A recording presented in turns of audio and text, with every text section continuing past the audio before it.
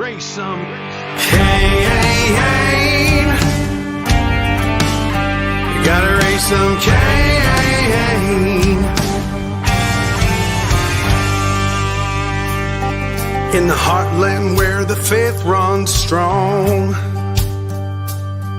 we've seen the shadows growing long. Watch those around us be deceived. Yeah, the fight is at our doors, no matter who we believe. Corruption, lawless day and night, we'll speak the truth into the light.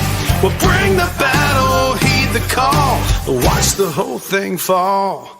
We gotta raise some Cain, show the lies, break some chains and make things right. Feel the power, be the change, time is now. We gotta raise some Cain.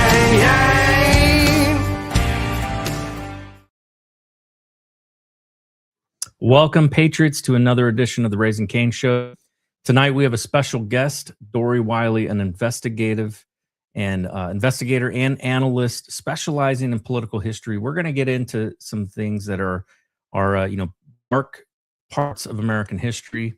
And boy, I'll tell you, I think it is very appropriate today with the kinds of things that we're discovering that have been going on in the last administration and during the Obama administration. So it's going to be a very interesting show tonight. This is, I would say, a lot of people might consider this conspiracy theory, but this is actually going to be a conspiracy fact hour tonight. So, folks, stick around. I'm going to run our commercial now. That way we can have an uninterrupted conversation tonight getting into this topic, but we will be right back after a short break. So stick with us. Heard of Q broadcast? It's taking the world by storm. People are cutting the cord to their high cable bills and moving away from streaming services like Netflix, Hulu, and others for something better. Q broadcast. For just $60 a month, you'll get access to every channel you could ever want, including HBO, Cinemax, and Stars. And the best part? There are no contracts, no hidden fees, and you're free to cancel anytime. With Q Broadcast, you can enjoy streaming live TV, movies, and top series on up to 5 devices at once. Whether you're at home or on the go, Q Broadcast makes sure your entertainment is always at your fingertips.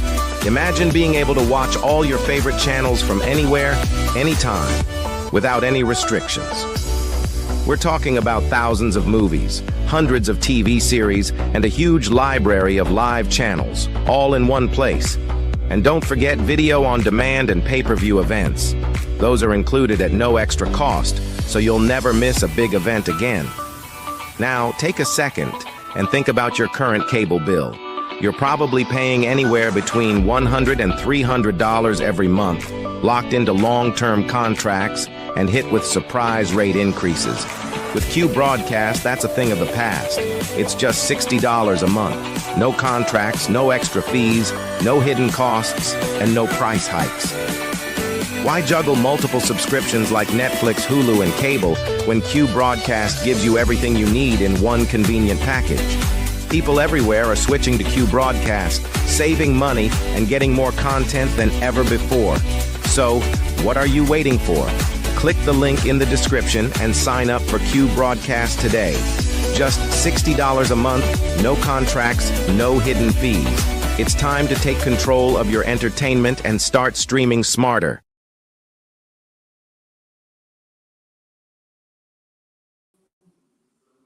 Welcome back to the Raising Cain Show, folks. Like I said, tonight's going to be a very special night. And we're going to be looking at a story that has been in the shadows for 6 decades. And now, thanks to major government releases of JFK assassination files, more of it is coming into the light. Thousands of pages have been declassified and published, fueling new questions about what insiders knew, what was covered up, and what the people who tried to speak revealed before their stories ended too soon. Our guest tonight, Dory Wiley, has spent years studying the patterns of whistleblowers, intelligence insiders, and the surprising connections between history's most controversial moments and the people close to the truth. This isn't just history, it's about power, transparency, and what happens to the truth when it's pushed back against secrecy. Look, folks, there's a lot of stuff that we've got to get in tonight, so we're going to jump right into it. Dory, thank you so much for joining us. I appreciate it. Thank you, Nate. Thanks for having me on your show. Honored to be here. So we had a conversation on the radio program that I do, and I thought there were some very interesting things, that we have to talk about tonight. Obviously, that show's a little bit shorter form, but I'm really looking forward to having you on here. Obviously, the JFK story is one that is of great interest to a lot of people, but it's not just JFK; it's RFK, it's MLK, it's all of that, and like you said, it's all the people surrounding this story that have mysteriously died. And this, of course, is a problem that happens all over the place when it comes to whistleblowers. Something that I know a little bit, about personally, and and it is the scary thing about when you know things that you wish you didn't know, because it puts people at risk. So let's jump right into this. First of all, give me a little background, or give our audience a little background about how you got into this, and what has changed between now and say a decade ago, when they first started to release a little bit of stuff, but it was just clearly there's definitely been a shift in transparency.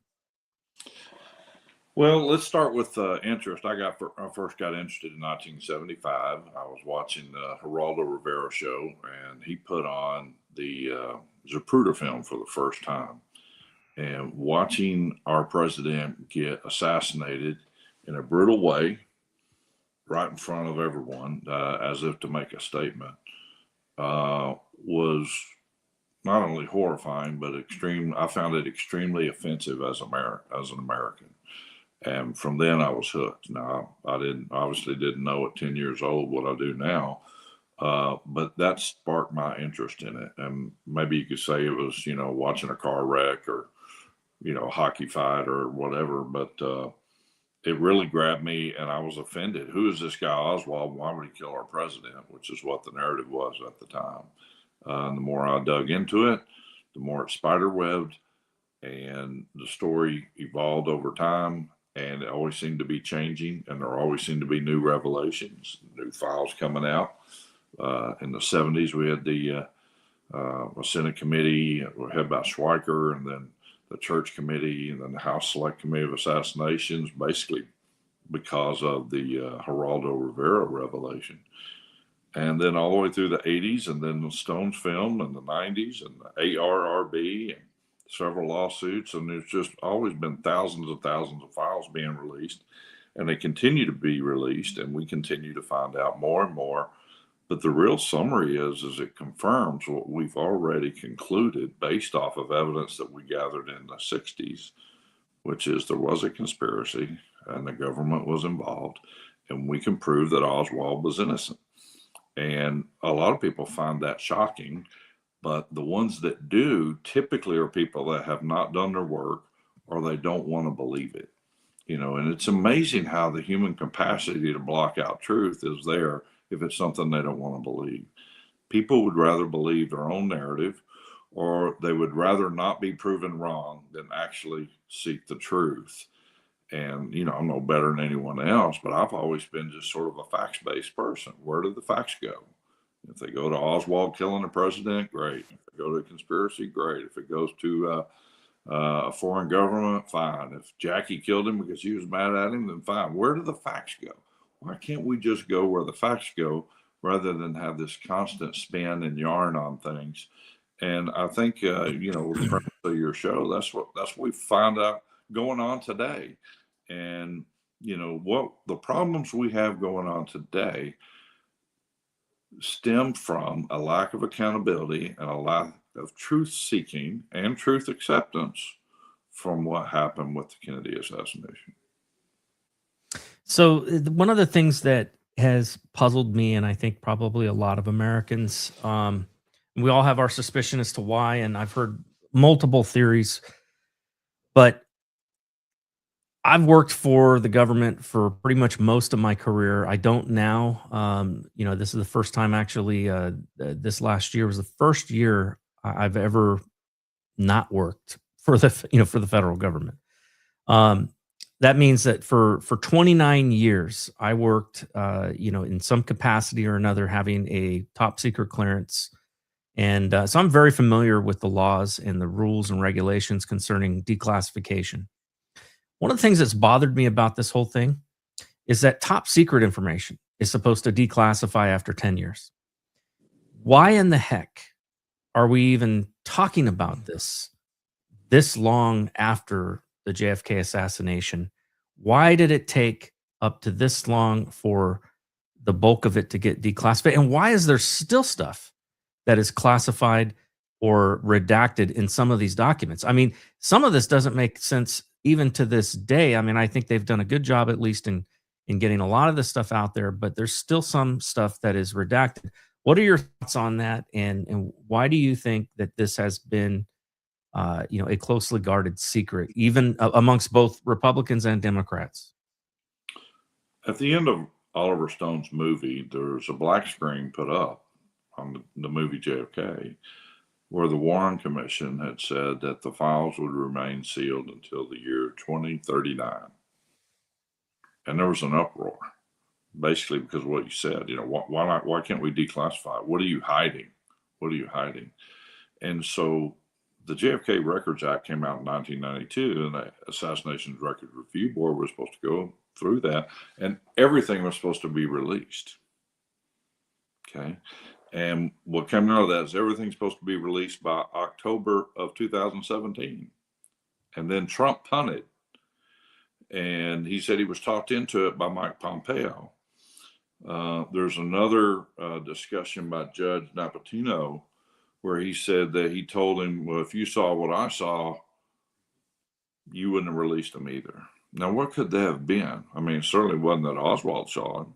No. It could have been, hey, maybe aliens shot him. That's what I've heard, all kinds of crazy stuff, like maybe there's some UFO or alien stuff in there, or maybe there's, it could be, maybe there's nations that we're allies with that were involved. I mean, there's all kinds of things that I've heard, but not a dang thing makes sense. Well, there's only one thing that makes sense to me. Now, this is speculation, and I'm a facts guy, so I want to qualify it.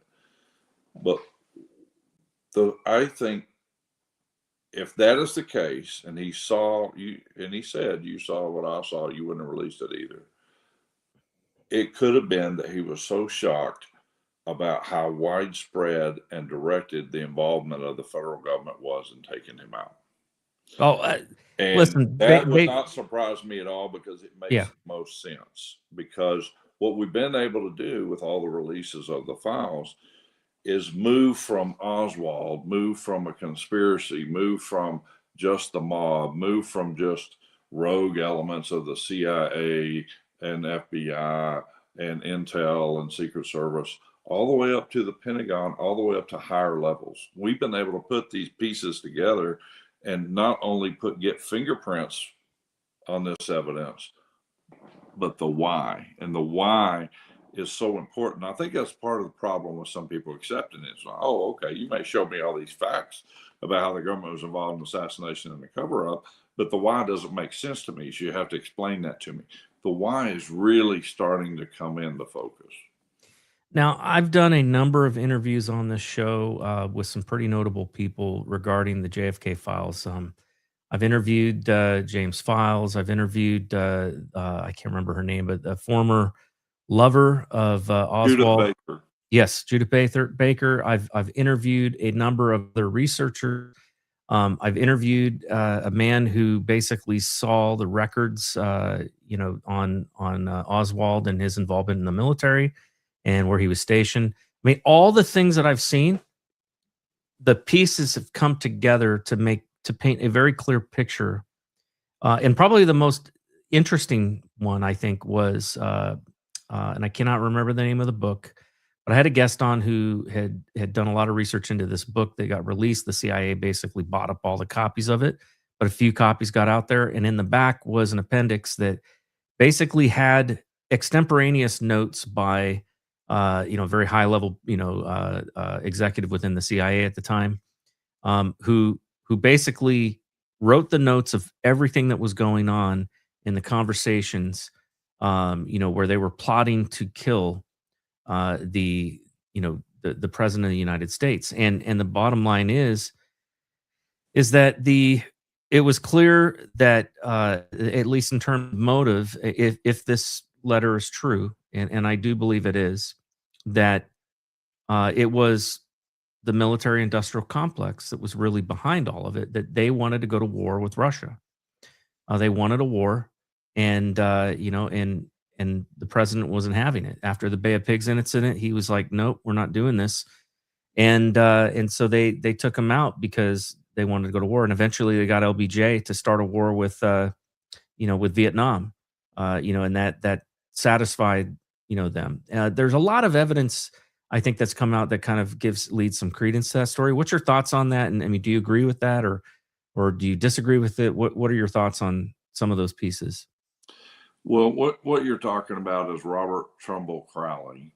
Yes. The memo, which is in dispute, about Operation Zipper. There's quite a few researchers that think the memo's true, and there's quite a few that have spent quite a bit of time saying it's a fake, and here's why. And it would be just like the CIA to release a memo like that and create some falsehoods in it, like, it's not standard form and this, that, and the other, just to do a limited hangout and, mess up the research community. Having said that, whether it's true or not, the memo is basically sort of the conclusion of what happened, whether it's an accurate memo or not, because that's where all the data is lining up. So that's why a lot of researchers buy it, and others may not buy it, but it's hard to dispute what it says, which is a high level government involvement. And it's not just the CIA, it involves Joint Chiefs of Staff, the Pentagon. Now let's talk about your issue on them wanting to start the war. Yeah, there's two times that the Joint Chiefs of Staff went to the president and said, we want to strike first because we have a chance to win. This was about winning. We'll only lose 40 million people, but we'll win. And which sounds ridiculous to us, but it didn't sound ridiculous at the time, because that's how tense the Cold War was at the time. And the only one that sounded ridiculous to was JFK. He was like, well, that's crazy. He was the first one to kind of bring up mutually assured destruction. And we have to figure out a way to de-escalate. And that was the path that he wanted to choose. Now, you can imagine, this is where we can be a little bit empathetic. We're all raised as, and I suspect you're this way, Boy Scouts, America first, tough on defense. But, I'm that way. I'm very conservative. Talk big, or talk softly, carry a big stick, Teddy Roosevelt. I'm all about that. But we were about to blow ourselves up, and he almost did with Cuban Missile Crisis. And what he found out was he couldn't control his intel, and he couldn't control the military.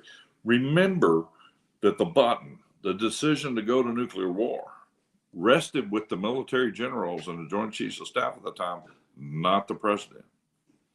And JFK took that away. So here you have a guy that took that away, said he was going to fire. He fired the top 3 guys of the CIA, and he's negotiating directly with Russia, outside the CIA, outside the State Department, with his own communique to de-escalate. They think he's a traitor. Now, according to the book Regicide, which was that you mentioned, that's right, there's a weekly memo that went out to 7 different groups, including the White House. And the word was in Moscow from an agent, an American agent, was that memo was showing up in Moscow. And in order to figure out whose it was, they changed a little punctuation mark or something at the end. And they found out it was coming from the White House, from Robert Kennedy. So the assumption is, this is where you can be empathetic. Put yourself, Nate and Dory, and we're on the Joint Chiefs of Staff. And we get this intel from the CIA. Hey, he's giving this to the enemy. He's got his own contact with Khrushchev. And they're negotiating to weaken our arsenal while we are ahead in warheads. And you and I were in World War II.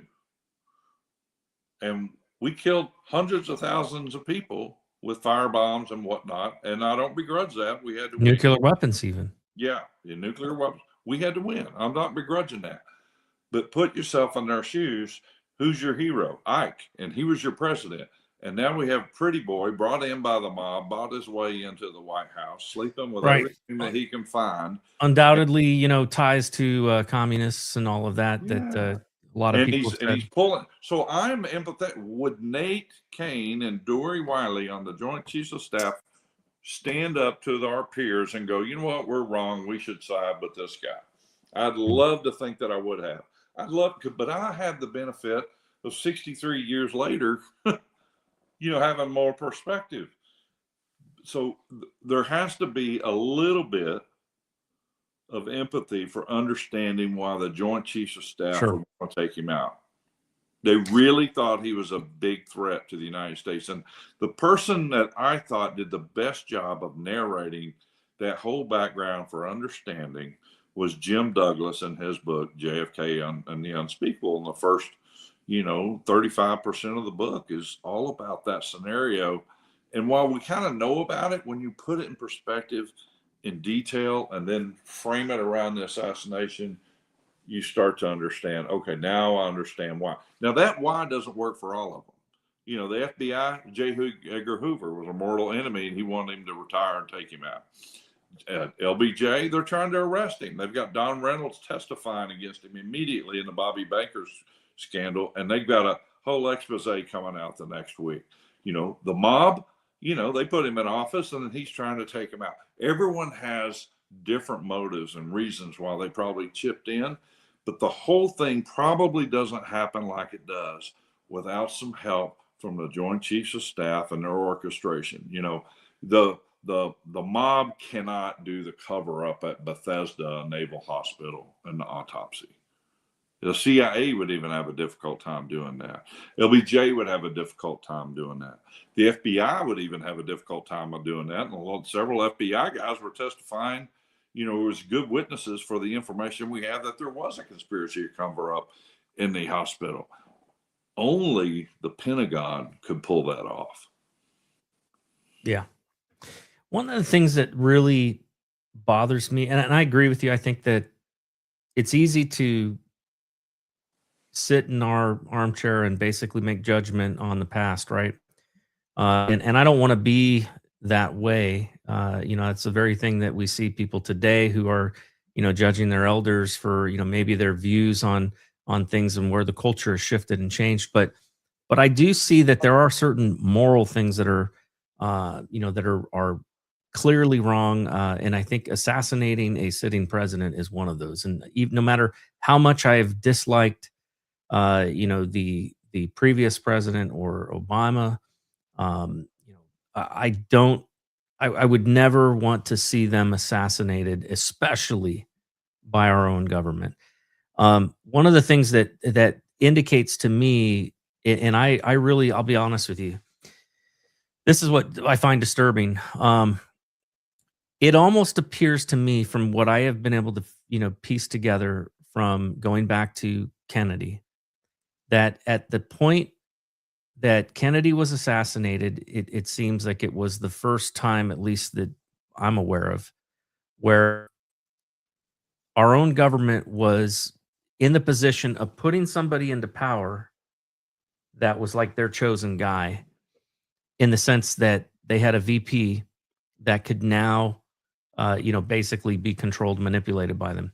We saw that with, and what's weird is it didn't stop there. It's like it continued to happen.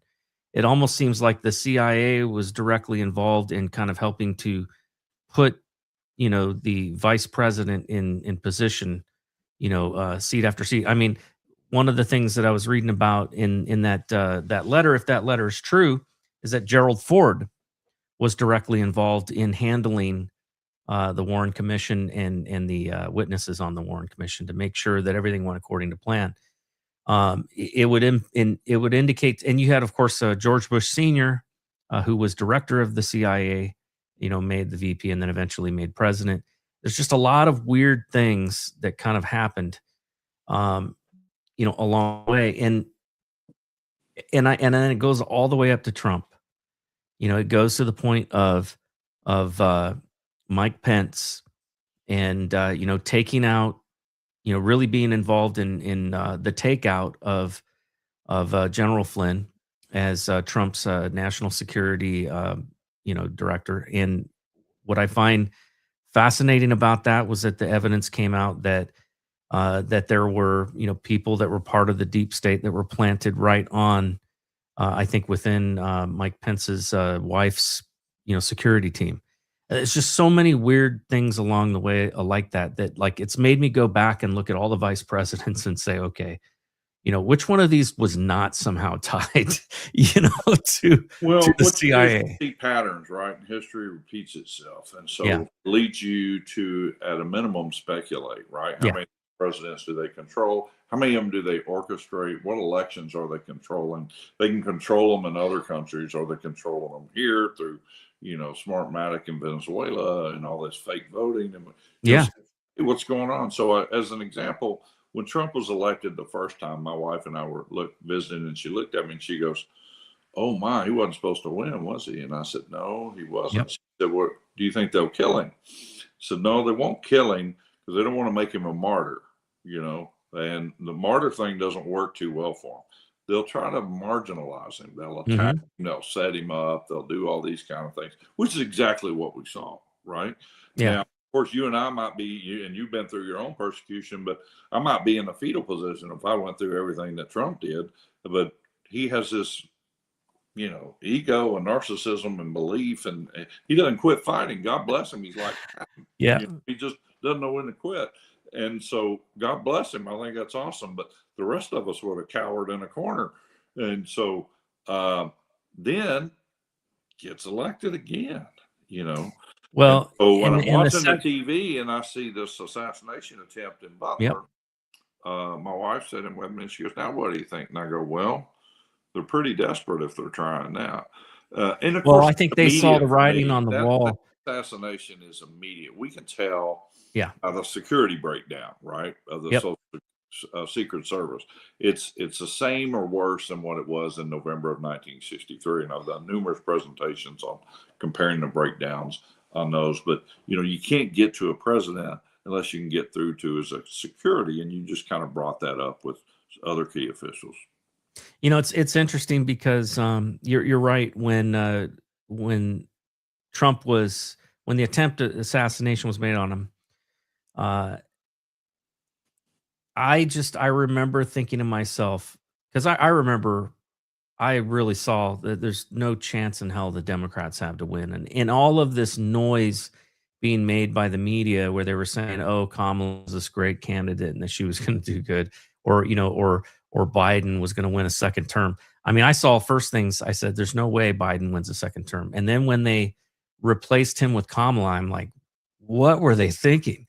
This is the person who, the only reason that he picked her as his running mate was because she was the least liked out of everybody. And so the chances of somebody trying to take him out was probably low, because then they would have been stuck with her, And so, I saw that and I'm just like, oh, Trump's going to win this solidly. It's going to be, overwhelming.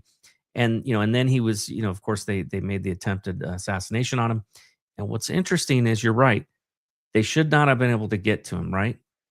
But what's interesting is that the second attempt that was made at the golf course, that guy was there for hours before anybody knew that Trump was even coming to that, golf course, which means somebody had to have leaked that information to him. So there's too many things that to me lead me to believe that they were desperate. They were willing to do whatever it took to prevent him from getting in there. And I think Trump 1.0 versus Trump 2.0 is night and day in the sense of what he has been able to accomplish, and his give a shit meter, right? Basically is just non-existent. He doesn't care. He's going to do whatever he feels is right. He's learned something from the first time around where they basically tried to stonewall him all the time, tried to stop him from doing what he wanted to do. I think he learned something from the Democrats, and that is that you got to just do whatever it is that you want to do and then let them sue you to try to stop it. Well, Because it's more than that.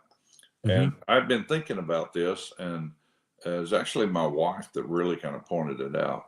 Think about this: what they've done to him. They've tried to jail him. Yep. They've tried to convict him. They've impeached him. They tried to take all his money. They tried to ruin his name, everything. But now he's in office. What happens when he gets out of office and a Democrat gets in charge? It's going to be even worse. Oh, absolutely. Whatever it was before, it's going to be even worse. They're going to wreck his family. They're going to wreck his kids. Yeah. Everything. Way worse than what it was before. And before was terrible, even though it didn't get a lot of coverage. So think about this. It's binary for him. Yeah. He has to win. It's a matter of survival. It's an existential threat. He has to put these people in jail. You know, we Yeah. wonder, when's accountability? When's this, that, and the other? But I think this is a really good point. He doesn't have a choice. He has to solve the problem or put him in jail or his family's ruined. Forget about us as Americans. We Sure. want America back. That he has to do this for his family or they're ruined. That's a very good point. I think you're right. I think Trump sees the Democratic Party being in control as an existential threat, not only to our country, but to him personally and to his family. And and on that note, Can I think interrupt that- you for a second there? Sure. Though? It's not the Democrat Party. It's the force behind the Democrat Party. They're Sure. just a tool. And you know as well as I do, there are a lot of these in the Republican Party that are part of that. Absolutely. Yeah. Yeah, no, you're right. There is I think this has a large obviously Trump ran on immigration, right? And building the wall and mass deportation. That was a big thing that he ran on. But I feel like there's more to it than just law and order. Like it to me, it seems like he recognizes, and I've known this for a long time. I've worked on election integrity work. That the problem of illegal aliens in our country is such a major problem to our elections, not because illegals are, largely going and voting, but because their names are being used in the voter registration in order to basically counterfeit ballots to swing elections. I've known this. I saw evidence of this in the 2020 election in a massive scale. I've been involved in investigations into it. I've actually worked with some legit investigations that were, authorized under, for example, I worked with Judge Gableman up in Wisconsin. I've seen the evidence, and it's there, of major conspiracies. I've run for office myself, so I've seen how the dark money machine works. And there's money been flowing into, advertisement for elections from all around the world, from different countries, and it's completely out of control. There's no way of stopping it. But this issue is such a critical one because there's a reason why the Democrats, back in the 70s, were all against illegal immigration. You had Cesar Chavez, who was basically, running a union and taking people down to the border to basically whip people with whips and chains to keep them from coming across the border because they saw illegal aliens as a direct threat to their wages. But all of that seemed to shift literally the year he died, and everything started shifting. The states, the blue states in particular, I did some analysis of this. They were basically all the blue states have pretty much enacted within their laws rules that allow for illegal aliens to have driver's licenses, and I think that's and of course they all instituted that right after they passed a bill that basically allowed for or required states to offer people the right to vote when they get their driver's license. So I think all of this has been a big part of their plan that they've been working on for the last 30 years, and I really believe that that Trump knows that, and that is a large reason why he is trying to basically break their system, whether it's the shutting down of using Doge to shut down USAID, which was funneling taxpayers' dollars back into the deep state essentially, and ultimately in funding a lot of these anti-American protests and the caravans and things like that, the mass migration, all of that is tied together. And so I really see that Trump is working on these big issues because he sees it as, if we can't solve that problem, then it doesn't matter if he puts people in jail, because Yeah. soon as the next election happens, they'll cheat, they'll win through cheating, and then they'll just pardon all the people in jail and start the process all over again. He's got to break the system that they have been using to rig elections, to basically rig these states. And I hope he is successful at it, because obviously it affects all of us.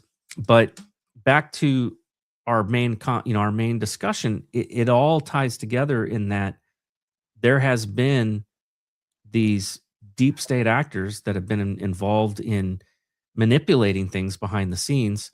And I don't know that it's all, it doesn't to me seem like a grand conspiracy, like an organized cabal. It seems to me like several little cabals, that all have similar interests. And so they mutually work towards, trying to stay in power and keep their power, regardless of who gets elected. I saw that clearly when the Congress was investigating Hillary Clinton for her email server.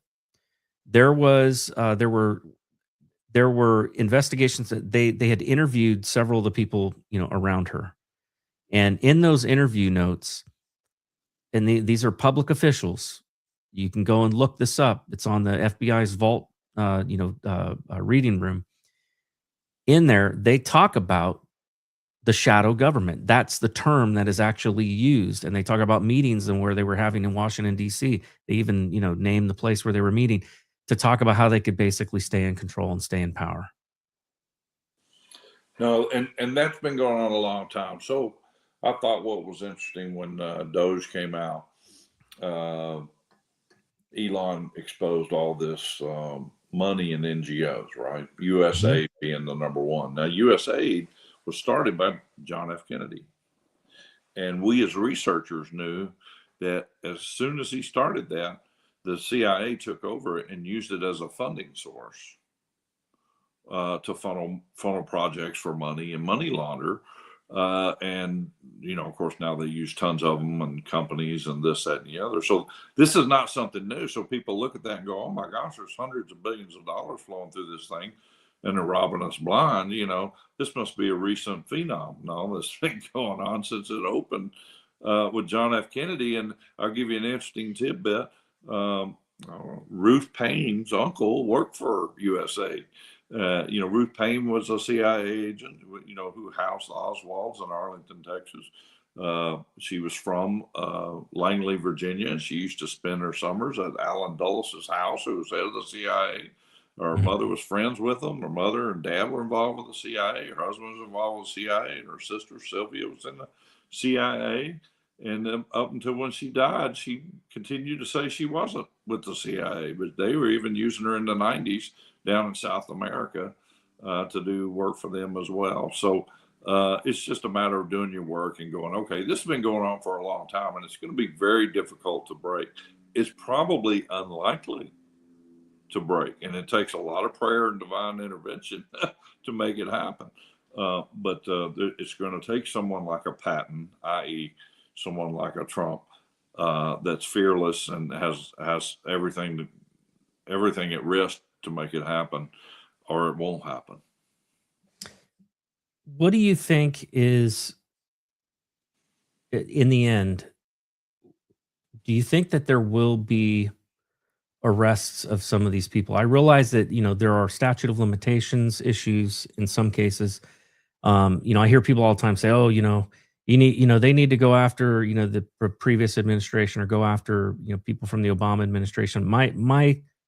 The difficulty I find in that, just from having worked, for the FBI for a few years, is that they don't tend to, the Department of Justice doesn't tend to bring cases they don't think they can win. And, unless it's intended to, financially ruin somebody. But they don't tend to bring those cases. They also, they do have statute of limitations and things like that. It seems to me that one of the challenges that Trump has, even if he was, had a cooperating DOJ, which I believe he does now, it does seem to me that the challenge that he has is that the judiciary itself is corrupted. I mean, like to the core. So there are a lot of judges, and while they've made rulings saying, and the Supreme Court ruled that you can't judge shop anymore, they're still doing it and getting away with it. So it seems to me that while the Supreme Court said, "Hey, you can't do this," they're still doing it, and so therefore it's an unenforceable rule, if you will. So Nate, you've answered your own question. It's highly unlikely, right? Yeah. Now, the best I think you can hope for is some examples to come out of that as maybe a deterrent. But what we need is no different than what we've had in the past in this country. Is we need a great awakening. I agree. It's a fight for America's soul. We need It's a spiritual issue. People complain, well, the government's bad, or these agencies are bad, or deep state are bad. It's really about the people. We put bad people in office, make a bad person king, you're going to have a bad kingdom. You make a good person king, you're going to have a healthy kingdom. That's the whole story of the Old Testament. Yeah, that's actually a very good point. We just went through that. In fact, this last year in our Bible study in church, we were going through 2 Kings. And it was fascinating because you see that up close and personal, and you're reading these stories, and you see the impact that leaders have in a nation. And think about this. I do a lot of lectures on our founding fathers. They told us that. They were adamant. We don't have a democracy here, which is what you hear on the news every night in the media. We don't have a democracy. They used to call it a mobocracy. If the mob thought murder was good, the murder's good. The mob thinks lying is good, then lying is good. They saw what was happening in France with the Robespierre, the democratic revolution there, and it led to just massive had a very chaos. moral revolution, and it was very biblical. The motto of the American Revolution was "No king but King Jesus," right? And John Adams said our Constitution was made for a moral and religious people. It is wholly inadequate to any other. And that's not him alone. That's echoed by everyone from George Washington, Thomas Jefferson, James Madison, and all the founding fathers felt that way. Even Benjamin Franklin, who had arguably the least religious of the founding fathers, would say, hey, if the world is so bad, or men are so bad without Christianity, or with Christianity, imagine how they'd be without it. So he was an advocate of it. We need churches, we need a moral good. And then you had Alexis de Tocqueville obviously do his book, and he concluded in his research when he came over from France, hey, America is successful because America is good, and when she ceases to be good, she'll cease to be great. And it's true. It's really simple. If you're going to self-govern people, you have to have a moral code, and if you don't have one, you have chaos. And we have that in our government. Yeah. That reminds me, my wife and I, during Trump's run for his second term, he was just doing amazing at all of these events that he was, rallies that he was doing, and the numbers were just, unbelievable. And I'll never forget, because there was a moment when my wife and I looked at each other and we knew that he was going to lose, not because of the cheating. We didn't know how he was going to lose, but I had this strong sense. We both felt it in our spirit. And it was when the crowd at one of his final rallies began chanting over and over, "We love you.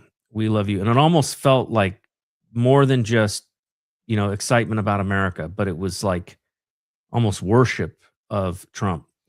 And I remember looking at my wife, we both looked at her and we both said it like simultaneously, "Oh no." And I had this sense like people had begun to put their faith and their trust in Donald Trump. And I still think there's a lot of people who do. And I think that's a very dangerous place to be. I love Trump. I think Trump is one of the greatest presidents, of ever in the history of the United States. Certainly with the greatest in my lifetime. But um, and there's a lot of things that I think uh,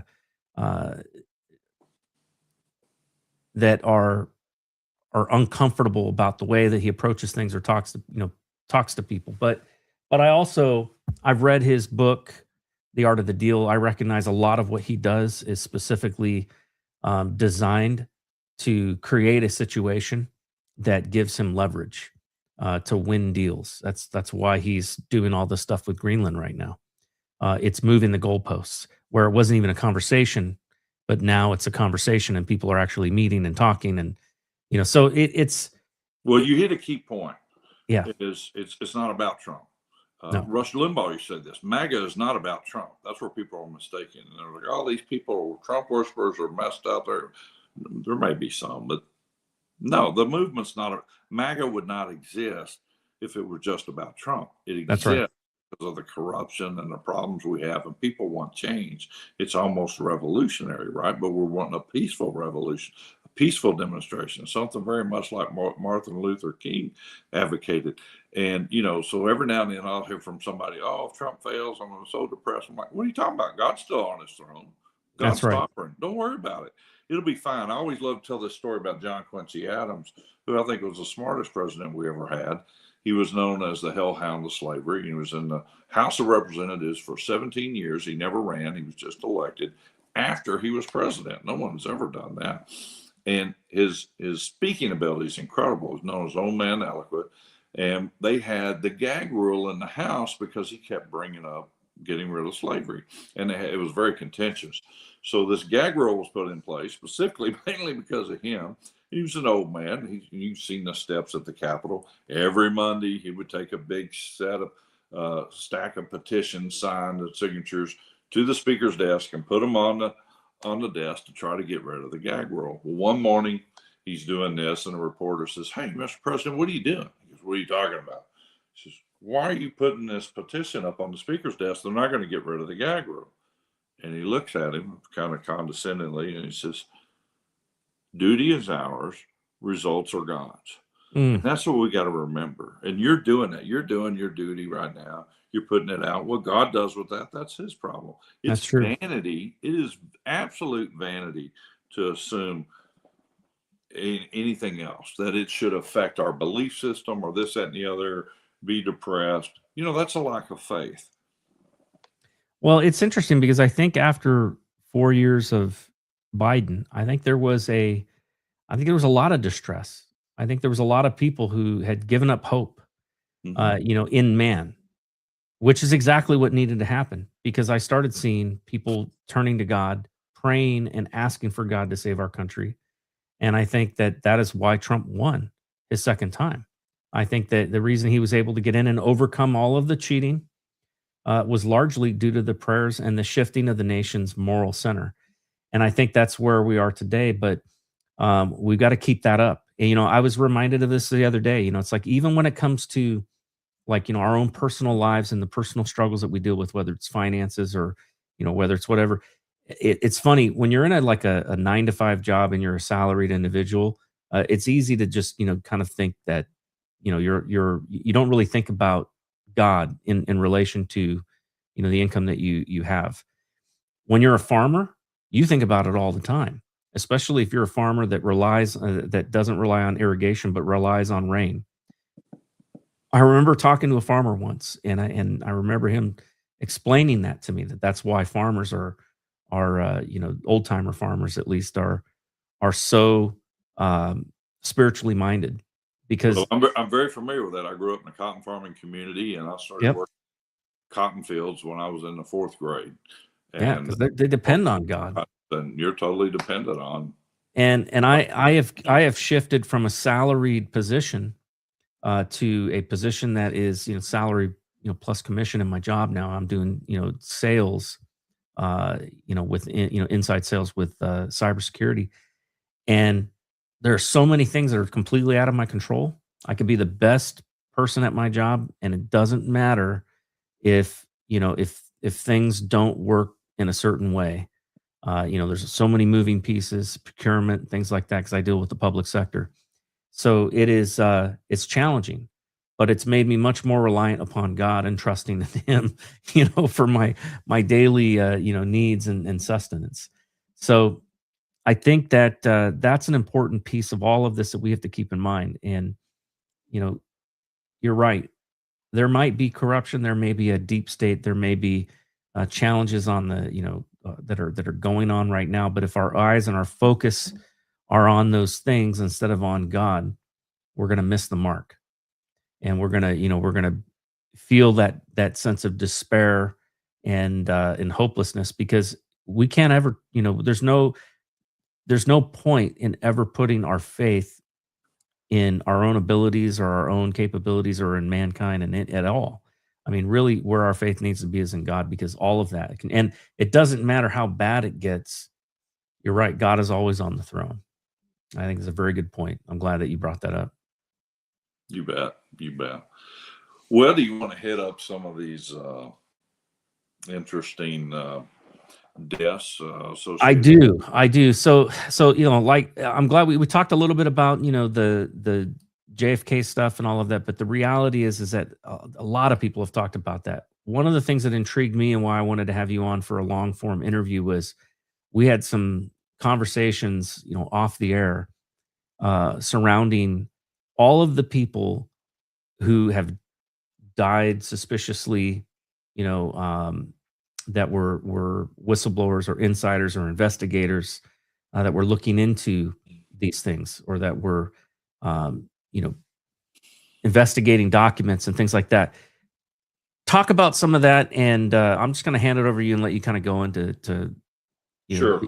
talking about some of that. A lot of people cover the assassination, and you mentioned talking to Judith Baker and James Files. I'm very close to both of them. And if you ever want to talk about them, their validity or whatever, I'm certainly equipped to do so. The pluses and the minuses of both of them. Know them both very well. Regarding with the assassination of John F. Kennedy, there have been, among the research community, estimates in a lower end of about 150, higher upper end up to 300 people associated, killed related to the assassination. Okay, now these, we'll call them deaths. Okay, now it gets a little bit difficult because it's hard to tell if somebody's been murdered or died because of an accident or died because of natural causes, right? Because things can be staged. We all learned during the church committee hearings during the 70s about the CIA's ability to cause heart attacks that are untraceable through various methods, including I know all about dart that gun, which was the most famous one that used a toxin from sea orchid or something, or I don't know what it was. But anyway, there's numerous ways to do that I've read about, and you can't trace it, so you don't know. Now, I'm a finance guy. I manage money for a living, and I like numbers. And one of the things, when you go through, I went through engineering for a number of years, and then the business school, I had to take a lot of statistics. And statistics are a form of evidence, and they're used in a court of law. And when something's probable or improbable, right? So, as a believer, you've heard these studies about someone being able to fulfill all the prophecies of the Old Testament. It's statistically impossible for Jesus to not be the Christ and Son of God if you look at the evidence of that. So that is a scientific way of looking at proving the existence of Christ. And that's a really interesting study. And it's really not disputable. It's just whether you believe in the science of statistics or not. Now, another way to do that is with this AI. Okay, so I'll give you an example. I put in 34 deaths into Grok, which is an AI, Elon's AI, of the JFK assassination. I put them in there, put in some details. Now, when you start with AI and you say, hey, who killed Kennedy? It's going to come up and say Oswald, because it just kind of does a cursory analysis. And then you sort of have to feed it. And it doesn't take more than 10 minutes or so for the AI to come up and go, hey, there was a conspiracy, and by the way, Oswald was innocent. That's 99% probability or whatever. But I decided I would feed these deaths in to AI to see what happened. And I never have gotten a reaction out of AI like I have this, because I know AI is really not intelligence. It's really a computer that thinks in binary code of zeros and ones, right? You're more of a computer guy than I am. So you know that's how they think. So statistics is a great way to talk to a computer. I fed these in and started talking about probabilities. And I'm telling you, it was like hitting an old Fortran computer spitting out paper. It would not stop. It just started going on and on and on. And it went absolutely nuts about how Oswald was innocent and the government was involved when I fed these 34 murders into it. And I'm talking probabilities of picking a grain of sand out of the known universe expanse in one try, which is, statistically impossible. It's never going to happen. So we know there's a conspiracy. We know there's a government. We know the government's involved based off feeding these murders in there. Now, the one it really choked on the most, absolute most, was these 7 FBI agents dying within 6 months of testimony for the House Select Committee of Assassinations in 1977. It was a bad year for FBI agents. It was an even worse year for top-level FBI agents that were in the know, intimately involved in assassination. It's kind of like what Jim Garrison used to say is I don't know what happened here, but I know this. Anybody who knows anything about the assassination is a bad insurance risk. Okay. So let me give you some examples. One is Alan Belmont, right? Now, he's probably the least suspicious. He died in August of 1977. He was a special assistant to Hoover, okay? And he was really in charge of working with the Warren Commission and helping to convey and work the lone gunman narrative, okay? He's like the number 4 guy in the FBI. Really big deal. Died after a long illness, supposedly of natural causes. Now, again, like I said, not suspicious by himself, but the fact of what he knew, when he died, and then combining it with all these other deaths starts to become a statistical impossibility that he wasn't murdered, okay? That's what the computer tells you, all right? Another one, Lewis Nichols. He has a heart attack in June of 77, right? He's a special assistant to J. Edgar Hoover and a liaison to the Warren Commission as well, okay? So, and as a liaison, this is the guy that dealt with Gerald Ford. Gerald Ford was the communique to the FBI, told them every day, every time they met, what was going on. Alan Dulles was the communique, ex-CIA, put on the board, who'd been fired by JFK, right? He's the first one appointed. He's the communique of the CIA. Lewis Nichols is a communique with Gerald Ford, and so on. James Cadigan, he has an accident at his home and dies of natural accident causes in August of 77, right? So there's 3 of them. And he is the number 1 document expert on everything involved with the JFK assassination and the Warren Commission. He's going to testify. Okay.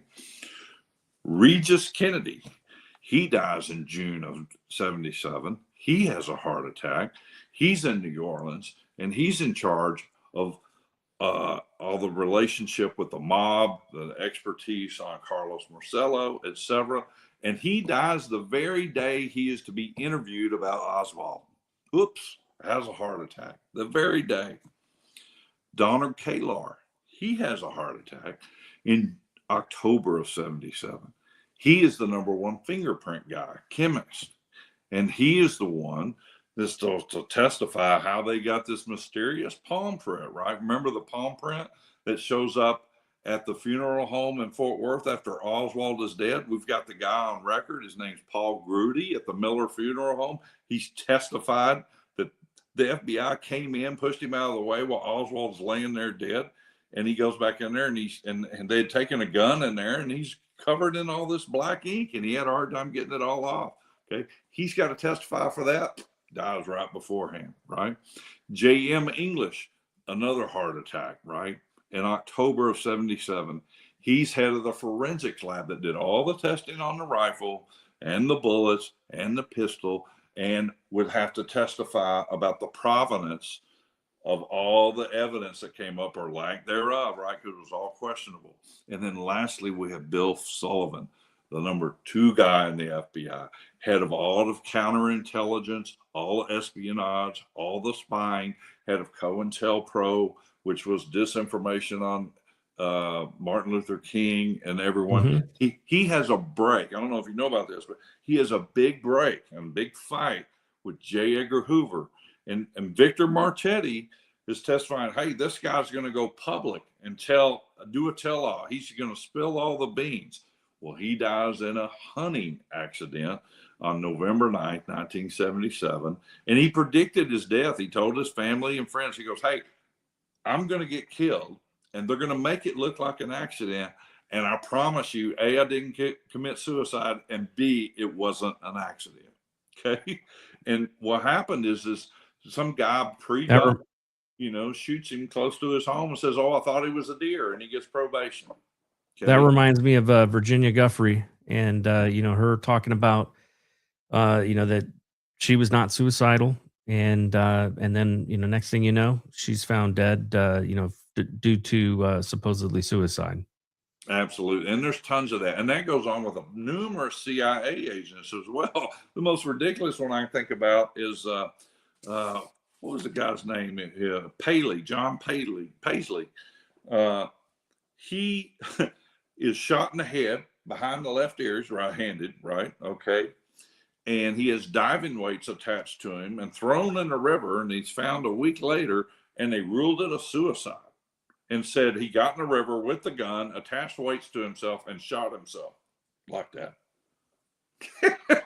Oh, yeah. And of course they did the standard, cremation without the family's permission, and wouldn't let them do an autopsy. Of course. Yeah. Yeah. There's what you're describing sounds like somebody else well-known who's had a lot of people die around her. Yes.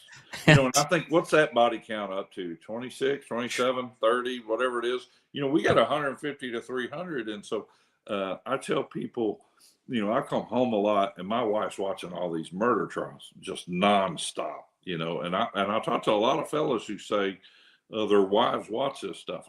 And I try not to watch it because I get hooked. And then I want to see what happened. But they watch this stuff all the time. And I'm like, well, if you really like that stuff, you ought to see all these murders associated with John F. Kennedy. It's pretty amazing.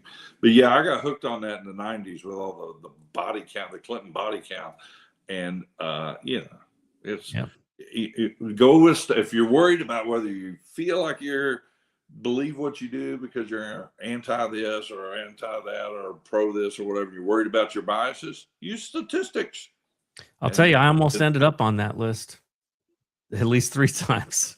So yes. And it is when you're describing about, the capabilities to poison somebody and delivery methods, they're pretty advanced. And some of them are real simple. Like one of them I learned was you can boil cigarettes and get this nicotine tar and boil it in this little residue, and then you put it on a steering wheel, and if you grab it, it'll give you a heart attack, and it's untraceable.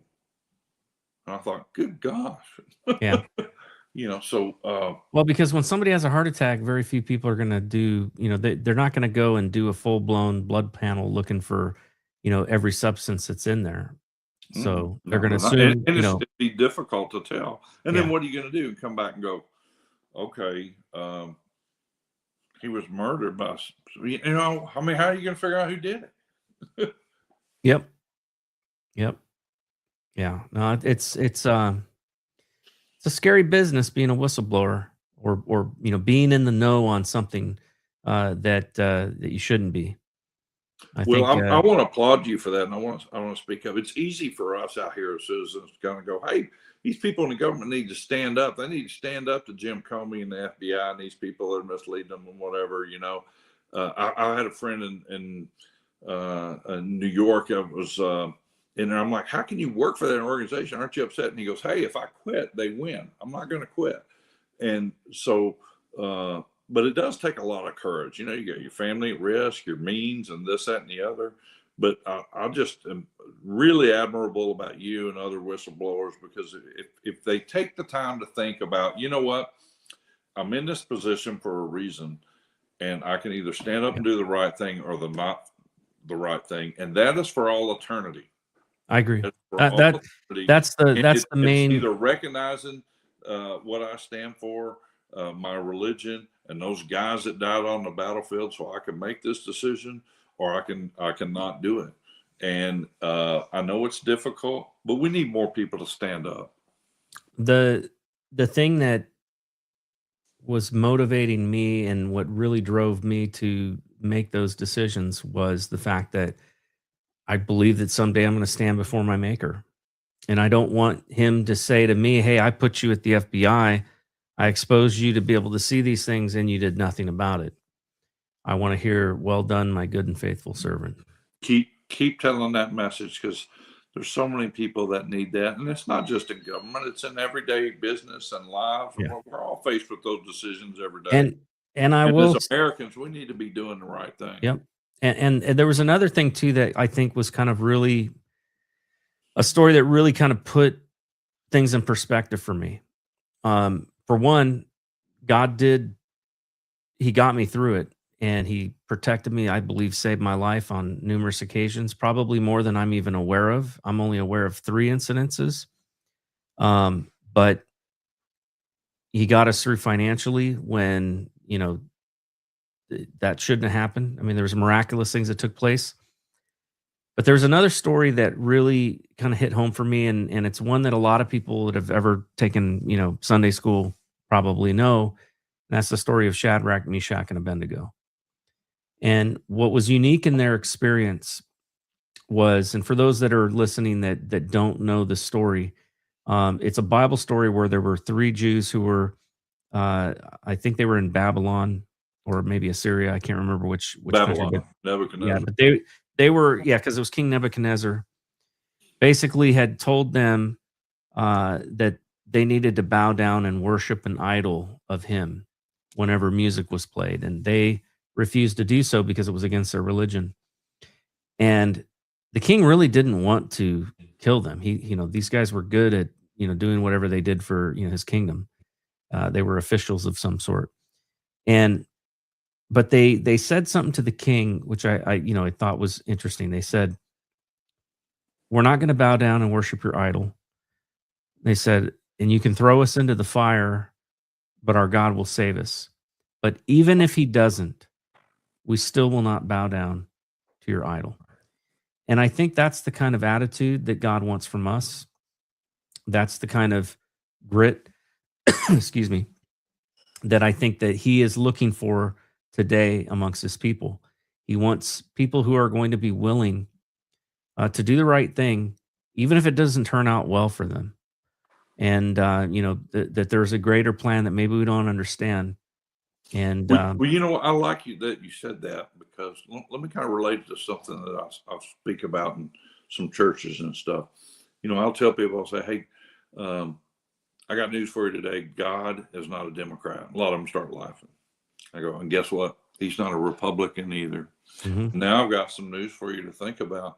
He's not an American.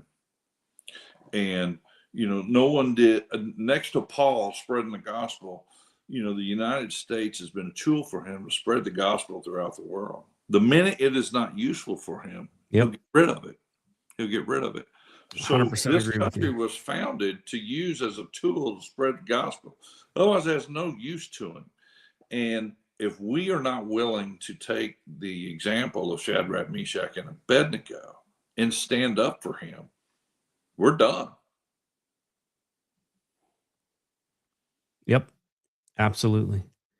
I do agree. I think that the reason that our nation has existed for as long as it has is because of the light that we've been to the rest of the world, from just the mere number of missionaries that we've sent out, and and spreading the gospel. And the sad part is that we've also spread some very evil things too. Mm-hmm. Abortion being one of the biggest ones. that was something that really, became institutionalized here in our country through Planned Parenthood. And I feel like if there's any national sin that I think plagues us today, it's that one. And Well, we've got a lot of them. yeah, And, that was what's so great about Lincoln's leadership. If you look at the second inaugural, it's a sermon. And no president has really done a sermon as an inaugural address. And he's talking about how slavery is a national sin and we're going to have to pay the price. And God is still on his throne. And we're going to have to pray for his mercy and hope that we're on the side of right, because both sides say that they're right.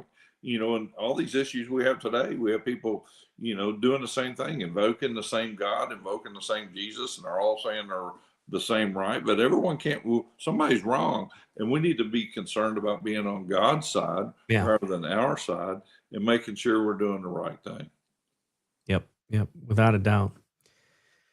When you look at these whistleblowers that have died surrounding the JFK assassination,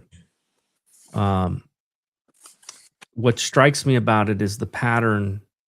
It still exists today. I think about, we've mentioned a few of them, kind of surrounding, even my own story, right? And but I also think about a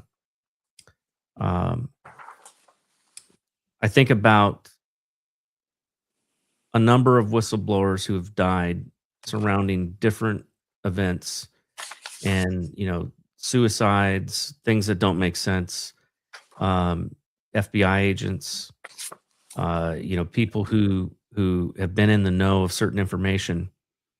And I guess the thing that bothers me about it more than anything is that very rarely, if ever, is somebody actually caught and prosecuted. And even if they were caught and prosecuted, I'd have to wonder, were they really the one that did it? And I think there's a little bit of that going on today. Sure. I think there's so much distrust of the government because of what we've seen in the last, decade. There's so much distrust of the government that even when, and I, just for the record, I believe that the man accused of killing Charlie Kirk, for example, I believe that he's the guy that did it. But there's so much of this distrust of the government that, like, people don't even want to believe, what's right in front of their eyes. They want to believe that, there must be some greater conspiracy, or that, this is a government setup or whatever. And it's a weird phenomenon that I've seen happen in our country. That it's going to get worse, Nate. It's going to get worse, and here's why. If we have distrust in government, then the government has the ability to not only manipulate the message or propaganda being brought to us, but now can do it visually, and now can do it auditorially and fake things. Yeah. And we don't trust them. Trust is more important than ever with AI and technology and what we can do and eavesdropping and this, that, and the other. And if that trust is abused, I have seen the strangest things that have come out of this world of conspiracy, where there's been so many things that have been proven, right, that used to be called conspiracy theories, that now things that I never would have ever thought that anybody would ever question, have become a lot more frequent, right? And I'll give an example. I remember in junior high, I had a science teacher who was really great, one of my best, favorite teachers I ever had. And I remember him. He shared with us, the class, that his mother, even though one of the things that drove him to get into science was that his mother was a flat earther. And I remember when, and I remember hearing that, and I just, thought how silly and ridiculous it was. And then now we're living in a day where there's like modern technology, and yet there's people that actually believe that. And I'm just like, how did we get to this place? We got to this place because there's been so much corruption, so much, conspiracies that have been exposed to be true, that now people have kind of thrown the baby out with the bathwater, and they have just, thrown off all rationale. It's the boy cried wolf, right? Yeah. Yeah. I'm not going to believe anything you tell me, even if it's the truth. Yeah. Yeah. Yeah. So And that's my fear, is that as a nation, and we're seeing this happening even within, like, you've seen it in the Republican Party, where there's been this, like, fracturing, especially just in the last, the last couple of years, where you've got this major division of those that are kind of isolationists, and that don't trust anything, don't trust, they're even beginning to even question, Trump and all of that, and then you've got others who are, what I would say, they're more rational in their approach of things, but it just, I think we're in a dangerous place in terms of, like, disunity as a country, right? It used to be, I would say, the disunity was primarily between the left and the right, but now it's like it's broken up even more. You got, like, all kinds of factions that are out there that don't trust each other and hate each other. So I think I understand a little bit better why, when Jesus, right before he ascended, right before he left his disciples, his final words to them were basically a prayer for unity for them, because he understood the danger of that disunity. And even when you look at, like, things like, um, when you study the epistles, right, and you read, Paul talking about the church, right? He's, you know, he's all about talking about the grace of God, and all about, talking about God's or Jesus' sacrifice for our sins. But the one thing that's interesting that he's adamantly opposed to, and he brings it up multiple times, is those who would bring division in the church. He talks about that. In fact, I once did a study on the term false prophet in the New Testament, because in the Old Testament it's pretty clear what they are, but in the New Testament it kind of shifts. And the term, there's a lot of things that are associated with that term when it's used in the scriptures, but one characteristic that is in every single instance is that they bring division. And I think that's something that we, as believers, need to pay attention to and be careful of. And I think we also need to, we need to pray for the unity of our nation, and we need to pray that God will, because it's like that old saying, united we stand, divided we fall. I really do believe that our founders understood that, and I think that's probably the one of the greatest dangers that we face today, is the level of disunity that we have as a as a nation, as a people. We see it even in the church. What are your thoughts on that? No, I 100% agree.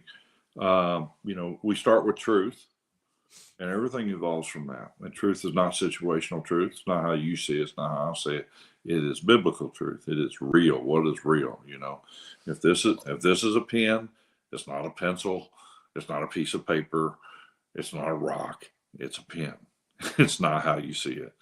And we've got to do that. I wrote an op-ed piece that'll be put out tomorrow on Martin Luther King. And the piece focuses on Martin Luther King's strategy and nonviolence, that he took from Gandhi and from Jesus. Turn the other cheek. He spent a lot of time with Matthew, and we're talking about this and lecturing on it. And he was very adamant. And even people in his own group, when people were killed or bombed or sprayed or attacked with dogs or thrown, they want to turn to violence, And we see a lot of violence out there today. And King was adamant. No, it's peace. It's changing of hearts. It's changing of hearts. And that was all about Jesus. And, if he'd have gone violent with the way the FBI was tracking him and the CIA, they were waiting for him, right? They tried to set him up, and they tape recorded him, and they tried to, ruin his marriage, tried to get him to commit suicide, all these things. That Bill Sullivan is the one that headed it up. And he resisted, and he turned the other cheek. And it's not a sign of weakness to do that. It's biblical, and it's strength. Why is it strength? We know today Martin Luther King's birthday is celebrated. If he'd have gone violent, he'd have been a forgotten man. Yeah. And people wouldn't know. And he'd have been killed or dead or executed or died in jail or forgotten. but because he was peaceful and he stayed that way. And it was a war of rhetoric and words and love. And it wasn't just about, I have a dream. It was about, and it wasn't about replacing whites with blacks. It wasn't black supremacy. It was about all of us being at the same table.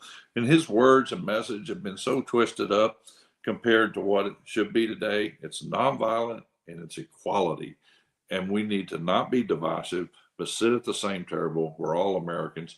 And it really is a wonderful message. And I really wish we'd get back to it.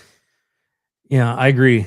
When we were talking about, we kind of started off our conversation. I want to kind of wrap things back up with, what we kind of started with, which was we were talking about how is it that these documents, right, that are clearly things that should have been released a long time ago, how is it that they have been withheld for this long? And at some point in time in our conversation, came up, I was talking about a 302 that where they were, investigating Hillary Clinton on the email server stuff. And I looked that up kind of, as you were talking, and I was like shocked because there's something in here that I think ties right back to everything that we were talking about at the very beginning. I didn't even realize it until just now. So the section in the 302, and this is from the FBI's FOIA reading room, during the FBI's investigation in Hillary Clinton, in her use of the private email server while serving as Secretary of State, a FBI 302 interview summary. There was basically a person that they interviewed, and I don't think the person's named. I think it's an unidentified interviewee, likely a State Department employee involved in the Freedom of Information Act processing. And this is the exact quote of what they said. They said, quote, "There is a powerful group of very high-ranking state officials that some referred to as the seventh floor group," that's the seventh floor of the FBI, or, quote, "the shadow government. And this group met every Wednesday afternoon to discuss the FOIA process, congressional records, and everything Clinton related to FOIA congressional inquiries." So that's the quote. And so the group, also known as the seventh floor group, it was referring to the location of the senior State Department officials, the Harry S. Truman building. That's what their claim is. I actually think they might have been talking about the FBI's seventh floor, which was that's where the senior officials in the FBI were. But what's interesting is they basically met for coordinated purposes, and they controlled the release of information through FOIA. Like they basically would decide out of their own decisions as to what they would allow to be released and what they would not. What I'm wondering today is, and does that group or this group of people are they still part of it? Certainly at that time, the shadow government was used by interviews to characterize like some senior level coordination of a group of people, which included at least one name that was released, right? Which was the Undersecretary of Management, Patrick Kennedy, and others. So do you think that there are, I know that we just had Dan Bongino just left the FBI, and I know Kash Patel's, doing the best that he can. But I know that there is, without a doubt, there is an embedded administrative bureaucracy that still exists, and I know that they've been involved in really trying to thwart and block a lot of the information to get released, by the FBI and DOJ, and you've had both Kash Patel and Dan Bongino talk about that. They've talked about how they've had to change a lot of the leadership within the FBI. A lot of the, these would be like your GS 14s, 15s, and whatnot, that that are there through administrations because these people were basically, they were corrupt. What are your thoughts on that as we kind of close and wrap this up? I think the FBI has the same problem that the CIA has, and so probably is the ONIs and others.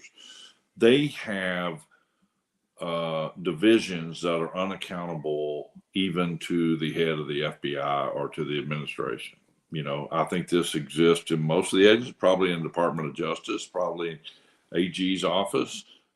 It makes it tough to run them. Perfect example, CIA. I mean, they have so many front companies and this stuff run off the books. And I'm sure so does the FBI, by the way. And so I know that firsthand. Sure the other agencies have learned how to do that too. So think about William Colby, right? William Colby gets up in front of the Senate committee and starts testifying about the family jewels, deep dark secrets about what's going on and what they did in South America and assassinations and murders and heart attack guns and blah, blah, blah, blah. And then what happens? He gets murdered, right? Not today, not tomorrow, but they get their own and they murder him. If you remember, the way he was murdered, which was, in a boat over in the Chesapeake Bay while he was kayaking, they used that in the movie, in the remake of The Manchurian Candidate. And but that's how William Colby died. So yes, I think that's still going on. I want to tell you a quick story, if I may. Sure. About Bob Tannenbaum. Bob Tannenbaum grew up in Brooklyn and then became head of the homicide division for the New York District Attorney's Office, where he ran the homicide division at a very young age and never lost a case. Now, this guy was black and white. There was no gray in his closet. There was right and wrong, and what are you going to do about it? Okay. And I've been fortunately raised by great parents and great mentors about right and wrong. But the fact about what are you going to do about it, I never saw it burn more brightly than in Bob Tannenbaum, who became a friend of mine and who recently died in Beverly Hills, and my wife and I went to his funeral a few days ago. He had become a friend. Now, I got close to Bob because he was with the lead counsel with Richard Sprague running the House Select Committee of Assassinations. Okay. And to his dying day, he talked about Oswald being innocent and how everything was a mess up. Now, if you get a chance to read his book. It just came out, and That Day in Dallas is what it's called. Mm-hmm. I may have a copy here.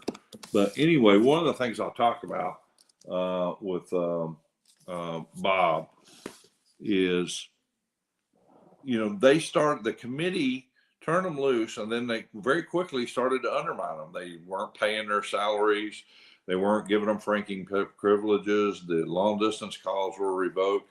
And then they started having trouble with subpoenas. And then the breaking point came when Bob went to the committee and said, hey, I need my subpoenas to bring these CIA agents in. We've got them. We know what happened. He said, I started this. I didn't know what happened. We got into it. Boom. We're heading right to the CIA. This is going straight to the top. This is not a hard case. And they wouldn't let him subpoena. And so he goes to see him, and it's Chairman Louis Stokes. Louis Stokes had been an attorney all his life, a very well-respected congressman. He's running the committee. And he says, hey, not only need those subpoenas, Stokes, but I need the redactions that are done in these documents. I need them done at a minimum in front of the least committee and closed doors. And Stokes looks at him and says, we're not going to do that, Bob. Committee's not going to do that for you. He goes, what are you talking about? He said, look, everyone on this committee is scared of the CIA retaliation. You're not going to get those things. And he said, why did you hire me? He said, well, quite frankly, we didn't think you'd get to the bottom of this sordid mess. You've done an incredible job. It's clear it leads to the CIA. But we're not going to, we're not going to do this. And he said, well, then I'm going to resign. And he and Dick Sprague resigned. And they begged them not to, but they did. And they replaced him with Blakely. And Blakely compromised and signed a document, said they wouldn't go after the CIA. So that's why the conclusion of the House Select Committee of Assassination, even as compelling as it was, that there was a conspiracy, all they did is very similar to what they recently did in Bustler, Pennsylvania, is slap the wrist of CIA, FBI, and Secret Service and said sloppy, poor, incompetent, get better, instead of pointing the finger at them because they were afraid. They've got to stand up. The corruption has not been new. It's been there a long time. It's going to be tough. We may lose, but we got to keep trying. There's another whistleblower that I'm really curious if you've ever investigated the circumstances surrounding his supposed suicide, and that's Philip Haney. Are you familiar with him? No, I'm not. Tell me about him.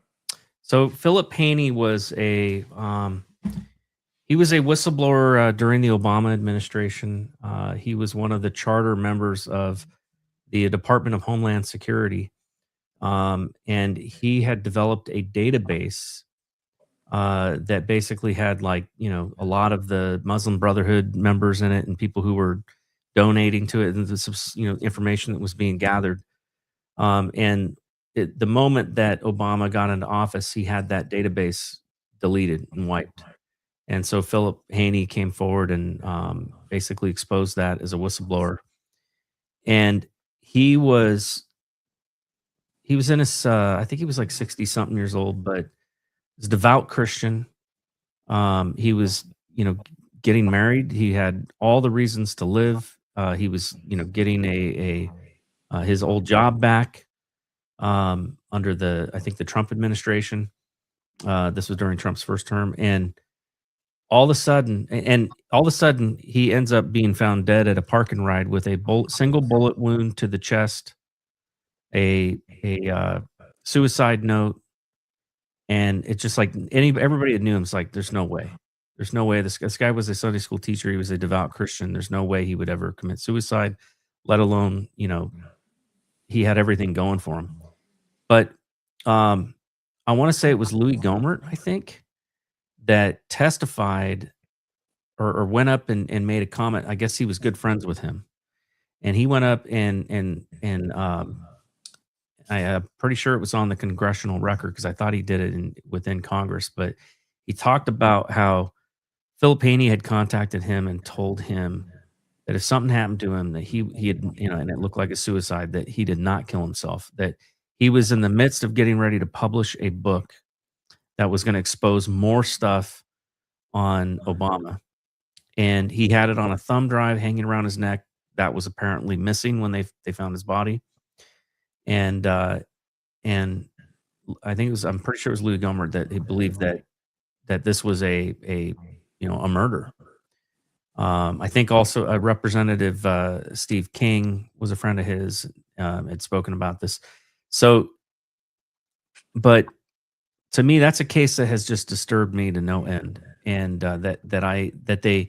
the Sacramento County Coroner's Office, that they ruled it, death by suicide. That doesn't set right with me.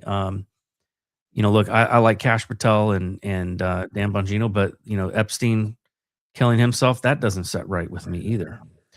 And so I know. What do you think's going on at the FBI with Bongino resigning and those guys saying that Epstein killed himself?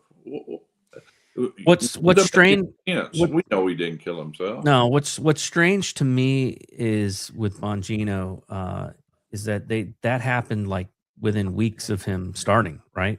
Yeah. Like it was like one of the first things that came out of him was that, look, we've looked at all the evidence and Epstein killed himself. This was not a murder. I don't know. The only thing I can figure is that they were told, look, maybe because Dan Bongino had talked about before as a commentator that, yeah, this had to have been, a murder. This is not suicide. He had said that before, right? That in order to give him some level of legitimacy or whatever within the FBI, maybe they said, look, you're going to, you have to say this. You need to, say that this was a suicide. I don't know. I can't, it doesn't explain it. There's too many things, too many answered questions about cameras turning off and about things that, being this, guy being let in his cell and all these other things that just don't add up. So, well, I hope there's a good explanation. I don't know what it is. The closest thing I've heard is an insider in D.C. told me that they were slowing the Epstein thing down because it took down too many members in Congress, including Republicans, and that Trump couldn't get anything passed, and he's more likely to expose all that stuff in the latter part of his term than he is early. And I don't know. I do think that there's a likelihood. I think it was Representative Tim Burchett who had been on. He was on a podcast and he said something interesting on the podcast. He was being interviewed and he said that the way it works in Congress is you go out of town on some field trip to another country or whatever. And while you're there, you're down at a bar and some beautiful woman that is more beautiful than should be interested in you is all of a sudden laughing at all your jokes. And next thing you know, you're inviting her back to your room and in a compromising situation. And he says, and then you're back on Capitol Hill and you're getting ready to go up and vote. And somebody walks up to you with a picture of this girl entering into your room and says, "Hey, do you see this? Yeah, you might want to vote differently on that." This was a sitting member of Congress that said this. And he said, look, and they asked him, does that really happen? He goes, oh yeah, he knows people personally that's happened too. Yeah. So I think that there is probably a lot of people that they have compromising photos on. I don't know if you remember, but I think it was, what was his name? Madison Crawford or Madison something. He was a representative. He had one term, and then he came out and publicly came forward and talked about how, as a new member of Congress, he was invited to these orgy and drug fueled parties and stuff, and he he turned them down, but he was censured over, or had hand slap over that by our own party. He was for not going to the parties. Well, because he came out and publicly talked about it. Yeah. And then they primaried him in the next election. So I think there's a lot of the evidence that, you talk about statistics. There's a lot of evidence that stuff is, honeypotting and all that is legitimately going on. And I mean, just look at how easy it is for James O'Keefe, to kind of honeypot people for good reasons, right? Not nefarious ones, to expose, these kinds of things. I imagine there's a lot of that going on by our enemies as well. And I do think that there's a possibility that, look, Trump's trying to make deals with other countries.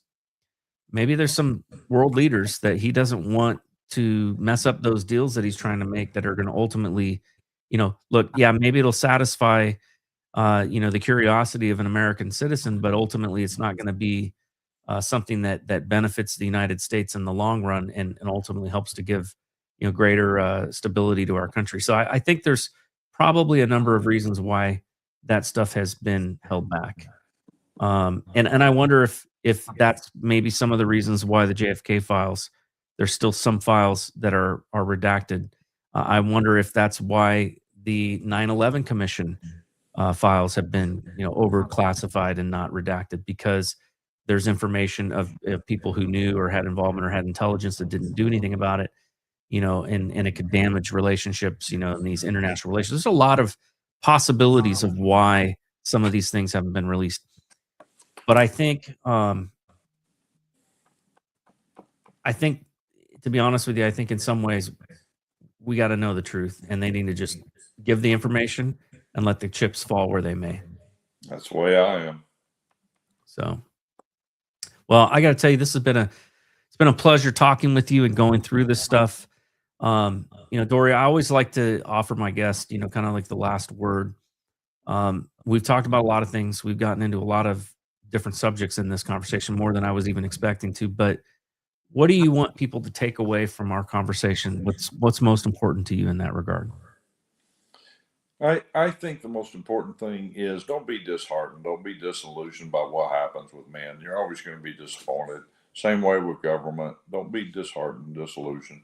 Just do the right thing. Have faith in God. God is sovereign, and things are going to work out. Now they may not work out the way we want them to, but they'll work out the way God wants them to.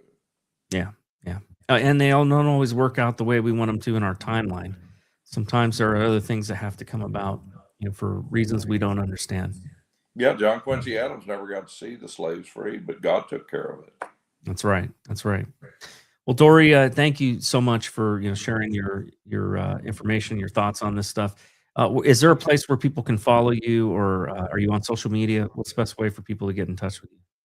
I do have a Substack account, and I have a LinkedIn account. Okay. And what's your Substack account? Is it just your name, or? Yeah, Dory Wiley. Okay. All right. Well, I always like to close in prayer because, like you, I'm sure you feel the same way. We can do everything that we can, but at the end of the day, it's ultimately in God's hands. And so I want to ask, and I think our founders understood that. They talk about quite often about the providence of God in our nation's success, and I do believe that. So let's pray. Heavenly Father, Lord, I just thank you for Dory and the work that he's done, and just for this conversation, Lord. I think that honored you and glorified you and points to you, because at the end of the day, even though these terrible things have happened and have occurred, they've been going on for since the beginning of time. As King Solomon talked about, that nothing is new under the sun, and that this corruption, it exists. But Lord, ultimately, you do sit on the throne, and we trust you, Lord, with our nation. We trust you with our own lives, our very own lives. And God, we ask that you would please bring about a revival. Please open the hearts and the minds of American citizens to seek you and to pray and to turn from their wicked ways, Lord. We pray that you would open the eyes of more American citizens. I'm always heartened by when I see people who are waking up to the truth and walking away from corruption and what is clearly doctrines of demons. And I just pray, God, that you would continue that work in our country. I pray for unity. I pray that you would rout out all of the disunity and the corruption that has made its way even into conservative circles. And I pray, God, that you would help to expose it. Lord, I pray for our president, for our leaders, for our members of Congress, for our judges, and for even our state legislators as well, Lord, and state leaders. Just pray that you would please bless our country, bless our nation, help us to find our way out of the darkness and into the light. We ask all these things in Jesus' name. Amen. Amen. Wonderful prayer. Thank you. Yep. Well, folks, I want to thank you all for joining. We've had a lot of great comments, Laura, and I just want to thank all of you for being regular listeners and coming on and sharing this podcast and with other people. I think this is how we get good information out there to folks. Stay vigilant. Make sure that you are not just falling for anything that anybody tells you, but that you are really give it your due diligence to dig in to find the truth. And more important than anything, put your trust where it belongs, which is in God. With that, have a blessed night, and God bless America. Raise some cane. You gotta raise some cane.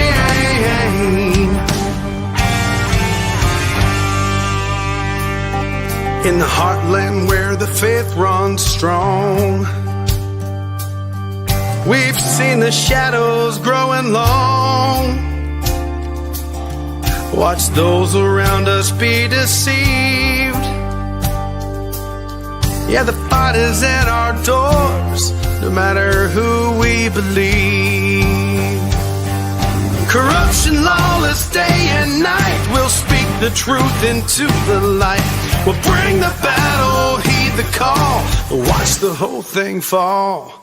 We gotta raise some Cain, show the lies, break some chains and make things right. Feel the power, be the change, time is now. We gotta raise some Cain.